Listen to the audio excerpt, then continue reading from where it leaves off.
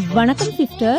சொல்லுங்க. ஹோல்சேல் ரேட்ல கடைகளுக்கு புக் சேல்ஸ் பண்றேன், கொஞ்சம் பாக்குறீங்களா? எந்த மாதிரி புக் சேல்ஸ் பண்றீங்க? கோலங்கள், மெஹந்தி, டிக்ஷனரி, ஜிகே, நன்னரி கதைகள், இது மாதிரி நிறைய டாபிக் இருக்குங்க சிஸ்டர். நீங்க சேல்ஸ் பண்ற எல்லா புக்கும் எங்கள்கிட்ட இருக்கு. இப்ப எது வேணாங்க? இந்த புக்ஸ் வித்து கிடைக்கிற காசுல தான் நான் காலேஜ்க்கு ஃபீஸ் கட்டி படிக்கிறேன். நீங்க கொஞ்சம் வாங்கினீங்கன்னா என் ஸ்டடிக்கு ஹெல்ப் பண்ண மாதிரி இருக்கும் சிஸ்டர். சரி, ஒரு புக் எங்களுக்கு எவ்வளவு கொடுப்பீங்க? ஹோல்சேல் ரேட் தான் சிஸ்டர். ஒரு புக் 25 ருபீஸ்க்கு தரேன். 25 ருபீஸா? எங்க அங்கிள் யாருன்னு நினைச்சீங்க? கண்டிப்பா புக் வாங்க மாட்டாரு. அவரு பப்ளிஷ் பண்ற இடத்துலயே போயிட்டு புக்க 15 ரூபாய்க்கு வாங்கிட்டு வருவாரு. 15 ரூபாயா? என்ன சிஸ்டர் சொல்றீங்க? எனக்கே 20 ரூபாய்க்கு தான் வருது. நாங்க தான் பிரிண்டிங் பண்ற இடத்துல வாங்குவோம்னு சொல்லிக்கோல. நீங்களே உங்களுக்கு சப்ளை பண்ண முடியாது. கிளம்புங்க. இந்த விசிட்டிங் கார்டு மட்டும் வச்சுக்கோங்க sister. After some time. Roshini, என்ன விசிட்டிங் கார்டு? கடைக்கு யார் வந்தா?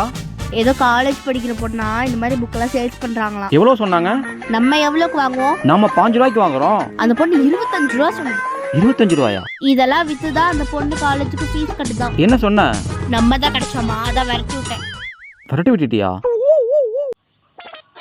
ஒருவேளை போன் போட்டு திட்ட போறாரோ? இதெல்லாம் ஃபேன்சி வந்து பேசுறாமா? கடைக்கு வந்திருந்தீங்களா? ஆமாங்க சார். ஒரு 100 புக் ஆர்டர் போடுங்க எங்களுக்கு அடுத்த வாரம். ஓகே, ரொம்ப நன்றி. ஓகேமா. என்ன 100 புக் ஆர்டர் போடுறீங்க? ஏமா? அந்த பொண்ணு 10 ரூபா எக்ஸ்ட்ரா சொல்லுது. பாவமா அந்த பொண்ணு சொந்தமா சம்பாரிச்சு காலேஜ் ஃபீஸ் கட்டி படிக்கணும் பாக்குது. இது ஒரு ஹெல்ப் தானே. ஆமா அங்கிள், நீங்க செஞ்சது சரிதான்.